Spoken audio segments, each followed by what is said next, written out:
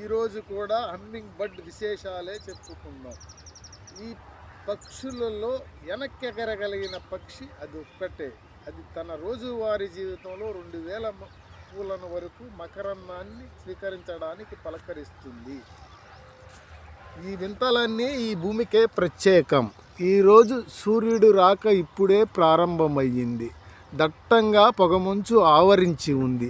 రైతులు తమ పనుల్లోకి వచ్చి నిమగ్నమయ్యారు.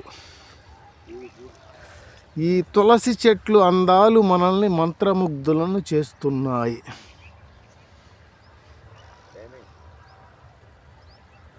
ఎక్కడో ఒక పక్షి అరుపు ప్రత్యేకంగా వినిపిస్తుంది. భూమిని ధ్వంసం చేసే చప్పుళ్ళు దృశ్యాల కన్నా ఇవి ఎంతో బాగున్నాయి.